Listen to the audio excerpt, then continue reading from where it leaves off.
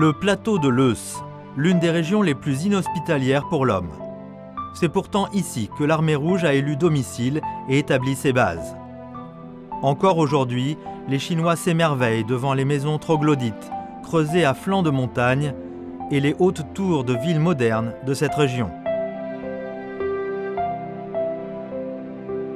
Dans cet épisode, Mario Cavolo part à la découverte du nord du Shaanxi. S'appuyant sur les indices laissés par Edgar Snow dans son livre « Étoile rouge sur la Chine », saura-t-il résoudre l'énigme suivante? En dépit de toutes les peines et sacrifices endurés, comment les idéalistes de l'armée rouge sont-ils parvenus, malgré tout, à changer le cours de l'histoire?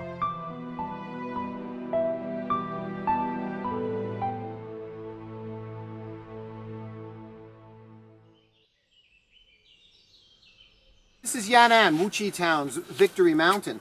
It took me about 40 minutes to climb the foothills along the trail, enjoying fresh air and serene silence. But I was just thinking, what if we go back in time to October 21st, 1935?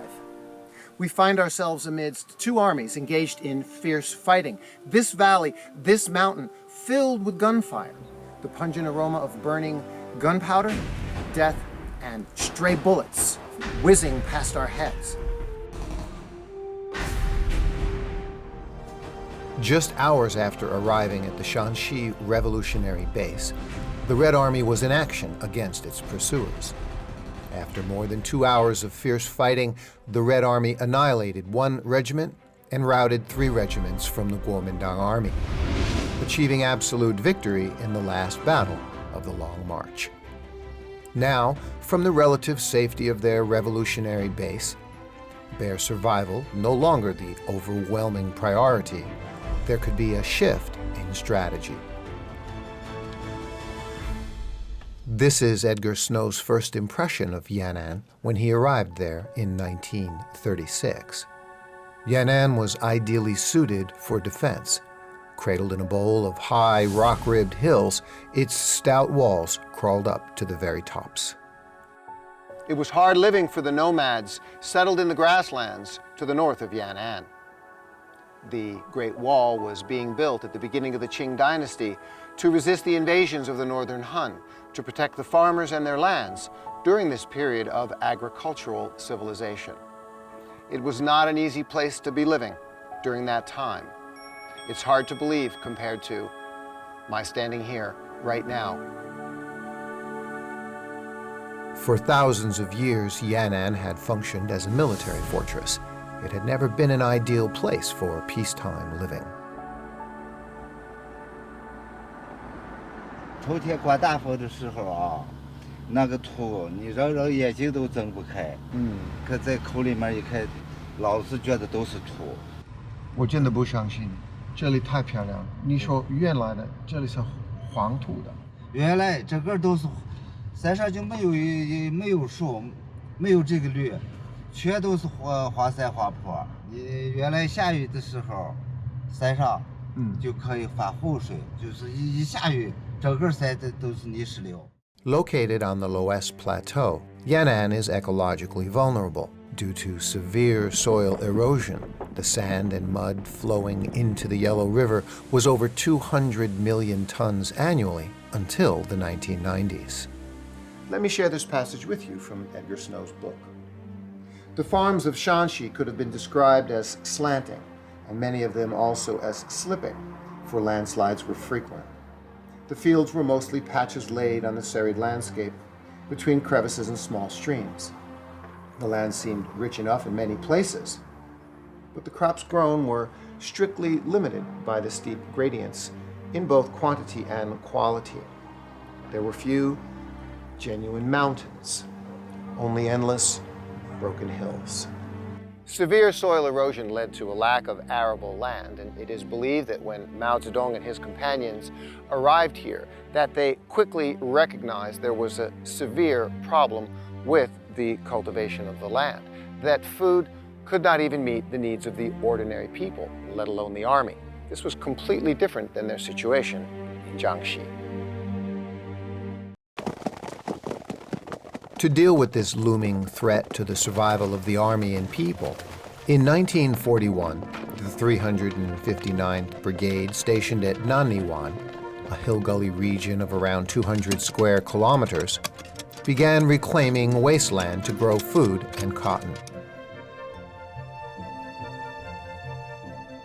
This movement gradually evolved into a region-wide production campaign.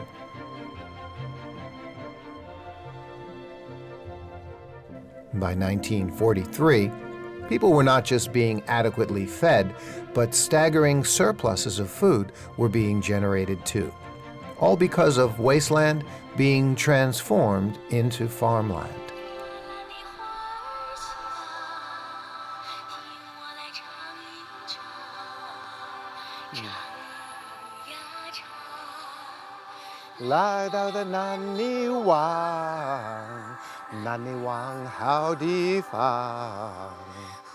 Well, it's been many times since I heard that beautiful song, and here I am at Naniwang, is part of beautiful Yan'an. If you visit Naniwan today, you'll see vast paddies stretching between mountains to the horizon and hills and ravines covered in vegetation, quite different from the way Snow depicted it in his book. The locals told me I should visit an old lady named Ho Xiujun to learn about all the changes.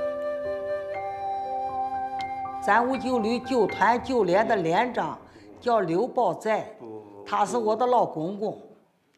我老公公就用这把镢头，359旅开了26万多亩土地，大量26万多担。当初这把锄头这么宽直，有60公分。你是干活把它磨成这样子了啊。这身边的那个另外的锄头，这怎么样？对，这把锄头是99年，是99年的。山上退耕还林，对，山上没有树了，又退耕还林，把林还回来，把树栽上，就用这把老镢头，99年退耕还林了，栽了好多好多树。I hitchhiked across Naniwan again. Ho Xiujun told me if the trees hadn't been planted, the Lœss would have been washed away by rainwater down the mountains, and these paddies would have been long gone. So she and other villagers spent several years planting saplings on a dozen of the surrounding mountains. It was tough work, but she knew it was for their own well-being in the long run.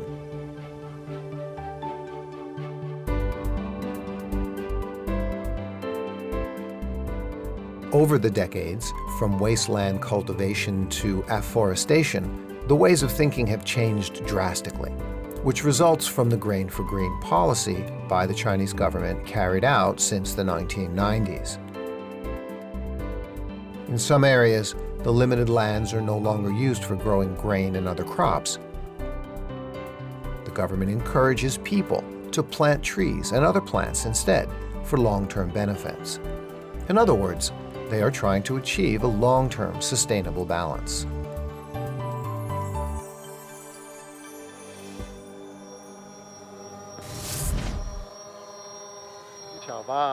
Hello， 宝慧。Hello， 你好。飞机好。你好。今天再拍吧。对，我一会儿从那边飞过来，咱们一块儿去把这拍出来，非常好看。Bao Hui and Yuanjie are my new friends. They are typical contemporary Chinese youths who like new things, are creative, and show a strong interest in public welfare. As drone enthusiasts, they began to plan for an aerial documentary titled Green Shaanxi 2 years ago. 离我们现在200米。对，你看。Oh man, that is just so beautiful. 太漂亮了。我之前对陕北的一个印象，黄土高坡，尘土飞扬。自从我来了拍摄了以后呢，我觉得呀，陕北真的是天翻地覆的一个变化，现在变得非常非常的绿，非常非常的富有生机啊。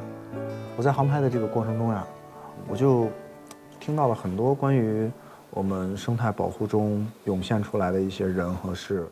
我觉得他们在这样的一种 Bao Hui's words took me back to Wuqi, the first pilot county of the Grain for Green project.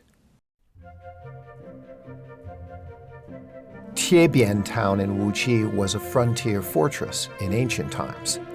From the air, the ruins of the castle town are still clearly visible. However, Tiebian town today is surrounded by green vegetation. Teachers and students of Northwest Agriculture and Forestry University are conducting research on soil and water conservation on a mountain not far from Tiebian town.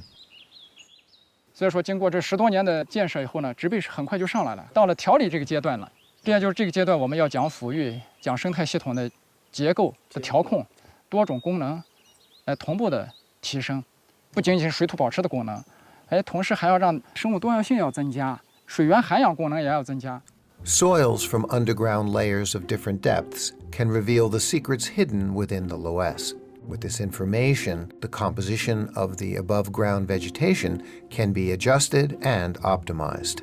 We try to establish what we say the vertical structure, like trees and shrubs and grass on the surface, you know, different structure, and also want to increase the diversity of the species. But you need to find the right species that will grow in this soil. Yes, sure. Because already. all not the same.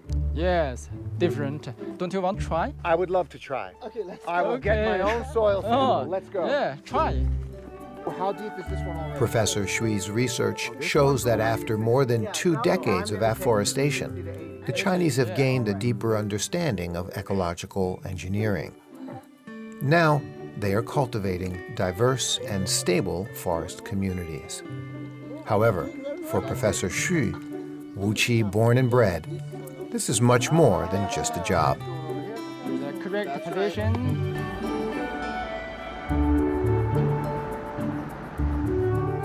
每年我回来的时候，还会抽空上去看一下。从这儿上去，这个地方呢，10年9旱，干旱缺水。 是它的这个地方的气候特点。选择职业工作的时候呢，我就选择了水土保持这个专业。后来我想一想，为啥选那个，和我生活的这个环境分不开。我看这个树，这左边啊，对，这个树啊，这个树已经非常的老了，我觉得它比我的年龄都要大了啊。看看这棵树现在长多大。在我小时候的记忆里边啊，老远看到这棵树的时候，我就觉得，哎呀，马上就到家了，就感觉。 就是一个标志物，是吧？感觉就是一个老朋友，是我的童年的记忆。I mean, I'm looking at this huge expanse of green. Green. And you're telling me when you were a boy, it was just dirt. Dirt. Yeah, brown dirt. All of it. Almost. So your home was inside the mountain. Yes. Yes. This is just so cool.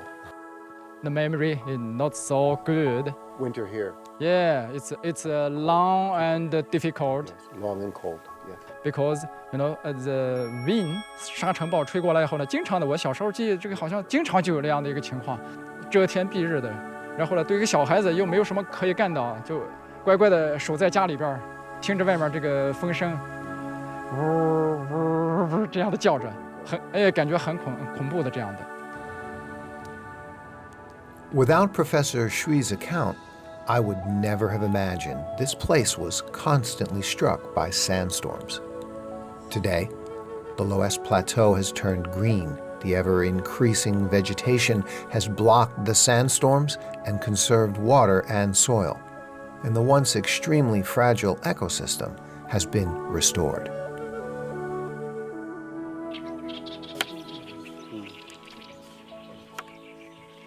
Wu Zongkai, a well-known bird photographer in Wuqi, has used his lens to record the changes in Wuqi's environment.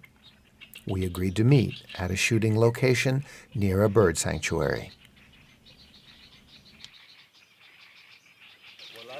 你来了，这找到鸟了，给你看看鸟。OK。And that's the baby. 这个地方有20多种鸟，20多类鸟啊，种类鸟。哎，这个叫声，听这个叫声，呜呜，这种叫做大麻尖，那特别难扔，大麻尖特别难搞。特别难找到它。对， Very difficult to find the Eurasian bitterns. 你在这个地方，咱刚才待的时间长一点，鸟它就不怕你了。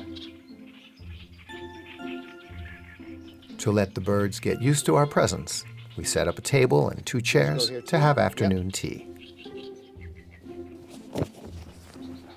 So you are here, just enjoying the paradise with the birds. 去年的小鸟长大以后，今年都来了。现在比去年多了。哎，比去年多了。环境的好坏，以鸟的迁徙、鸟的分布的多少来判定这个地方环境的好坏。How many pictures do you have? 我的照片现在有50万张，从06年拍到现在。For over 15. 就这个地方，这个无鳍的鸟，一共有184种。184种，以前有多少种呢？只有40多种。现在从40多种到184种，增加的比较多。这都是本地的鸟啊。看看当地的几种鸟。这个是凤头皮蹄，就在这儿，凤头皮蹄，就在这儿拍的。对，给这个献礼物。哎，这个雄的给雌的给献点引擎，给点小礼物。Mr. Wu knows the birds in Wuqi like the back of his hand. He said that this was actually a continuation of his previous work. Before retirement, he worked in the government forestry department for 32 years, personally witnessing and participating in the whole process of mountain closures, grazing prohibition, and afforestation. Before 1998, the forest cover in Wuqi was only 8.4%. By 2021, it had increased to over 20%, and the percentage of the forestry and grass coverage had reached over 70%. In Snow's account, when the Red Army first arrived in Wuqi, there were no trees for dozens of miles. Now, trees are everywhere. Forests and rivers abound with diverse species. I wonder how many more such magical moments are waiting to be enjoyed in the Lœss geographical zone.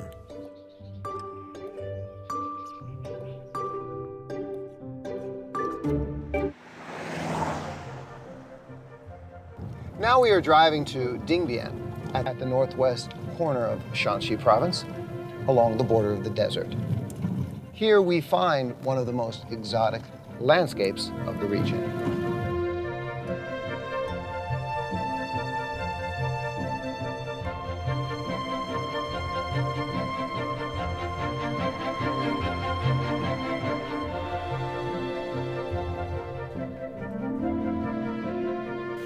When Mao Zedong was in Yan'an, he called the Dingbian salt lakes the first financing of the central government.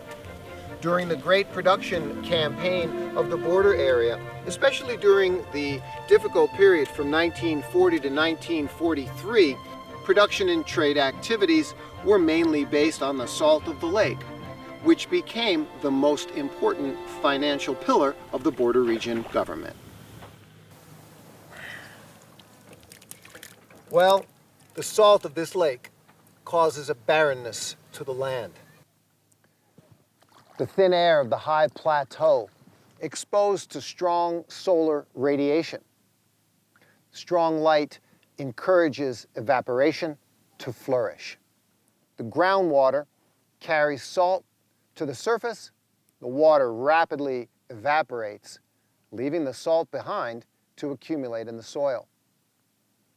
Nothing can grow easily in such a salty soil. Though bright sunlight can play a role in creating barren lands, in some other areas, it's used to create wealth. On the yellow-green alkali soil, neatly arranged photovoltaic panels look like blue water. Through these photovoltaic panels, solar energy is continually being converted into electric energy. Photovoltaic power generation is bringing huge benefits to Dingbian. 我们这个电站占地面积有1200亩左右，然后是30兆瓦的装机容量，全部采用的是平单柔跟踪式，就是它是可以自动调节，随着太阳转动而转动。我们这电站的话，年发电量可能在4900到5000万度电左右。Power station director Ni tells me that there are now more than 40 photovoltaic power stations in Dingbian. Although his power station has a medium power generation capacity, its ecological benefits cannot be underestimated. 我们这个发电量，如果对于火电、煤电，它的发电量，它就需要标准煤是16000吨，因为我们这个是一个可再生能源嘛，所以这个我们这叫清洁能源电。每年减少的二氧化碳排放量约为48000吨左右。我们标准的一棵树每天吸收的二氧化碳就是5000克左右。它要是要把这个48000吨二氧化碳全部吸收的话，它需要26000多棵树。你看我们这边，你看电站底下这个植被草长得特别好，恢复的也特别好。原来的原来就是没有，都是荒土。对，荒土。现在你看植被一恢复，然后种的牧草，牧草的话养养可以吃。Raising sheep under photovoltaic panels is something new. Why would they come here? A shepherd from a nearby village has the answer to this question. 这里原来是摩乌苏沙漠，大沙丘，碱窝子。现在这个光伏电站，他们建起来这个光伏，把这个都推平，又种草，草长高了吧又不行，害怕冬天失火，又想个办法说养些羊。电厂现在全部圈起来，羊它跑不出去外面，所以说我们这就是标准的光伏羊，标准的光伏羊。Well, it's a place where the sheep meet the solar panels. I never thought I'd be saying that. The solar panels and the green grasses and the sheep have a wonderful synergy. They all need each other. Mr. Ni has done a masterful job of thinking of clever methods to be able to create a clean energy power station while also achieving an ecological balance.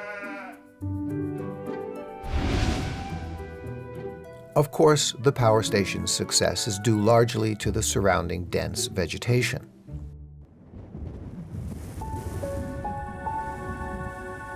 Dingbian is located on the southern edge of the Mu'uz Desert, one of the 4 major deserts of China. It used to be ravaged by wind and sand. After the founding of New China, it took generations, many decades, to turn the ancient desert into an oasis. With their home turned green, it's only natural that the Dingbian people have special feelings toward the trees and plants in general. 这就是新家，这是00年修的，欢迎你来我的新家。Oh, great, great, 这 great. 是小菜园，种点小圆圆自己吃的菜。 So nice. 这是一棵核桃 Walnut tree. 还有什么？那个是葡萄。呀。葡萄，这个小的也是葡萄。那几个是西瓜。这是西瓜。那是西瓜苗。肯定是香菜。对，香菜你认识？这个花不知道，可是这个花我不知道叫什么名字，老伴儿他种的。 他好奇就种上了。 What a lovely family garden. We've got ourselves some watermelon over there, a sunflower plant, of course, a nice grapevine growing on the vine up there. This is a pear tree, of course, some nice cilantro, a walnut tree, and this beautiful little red flower right here. But we don't know the name, but that's okay. It is just so lovely. 叫什么树？榆树。 The yard and its owners seem to embody the most fundamental perspective on the interdependence and interaction between humans and the ecosystem. The fact is that whether it's safeguarding the environment from degradation by closing mountainsides and prohibiting grazing in pasturage, people on the Lœss plateau are experimenting with ways to better coexist with nature.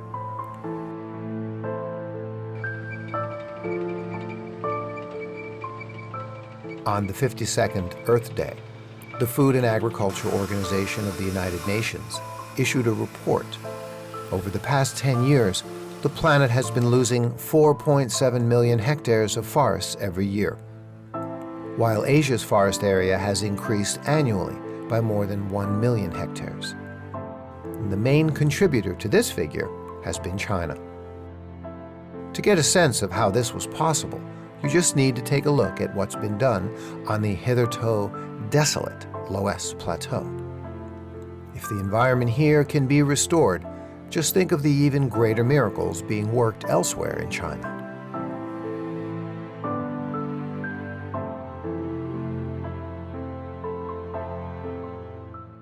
请沿当前道路向北出发，随后路口右转。 Now, having learned that I was in Dingbian, my friends Bao Hui and Yuanjie came over to meet me at a cycling club. 还有高模探的。 Hello. Hello. Hey, how are you? We'll see you. 你好，你好，叫我小飞就可以了。叫你小飞。对对对。太好了。我们今天去和王队长出去转一转，啊，公园还有盐湖，啊，观光一下。啊。Very nice. 啊，这是合适你的车。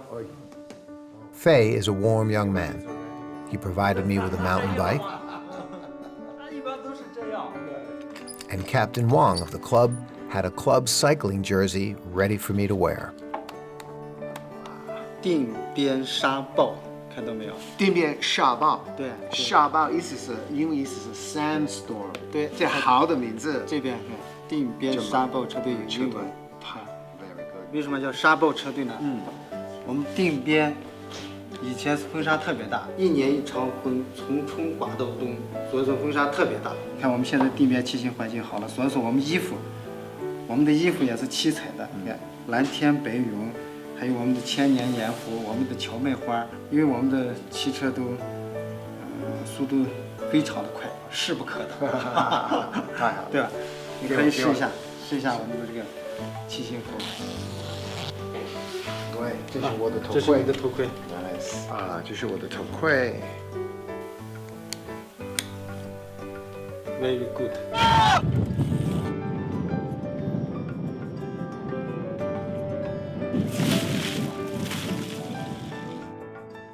Originating in Europe, the cycling culture represents an environmentally friendly, energy-saving, and low-carbon lifestyle. Who'd have thought you'd run into Chinese cycling enthusiasts on the ancient Lœss plateau? They not only understand the significance of the culture, but also enjoy the lifestyle.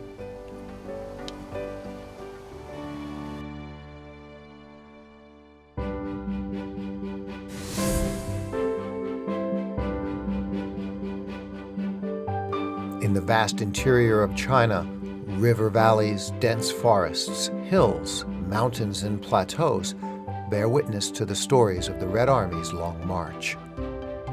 Since Edgar Snow wrote up those accounts and turned them into his classic work, amazing changes have taken place in the lands the Red Army marched through on its epic journey, showing that, in a sense, the Long March is still ongoing, the long march of progress and history. The reality is that history is constantly being reshaped and created by those who hold fast to their beliefs and take the initiative. What we see today in the lands that witnessed the Long March should give us renewed confidence in the movement that founded New China. The same movement that continues to shape the country down to this very day, and whose faith is as resolute as that reflected in Edgar Snow's classic work 80 years ago.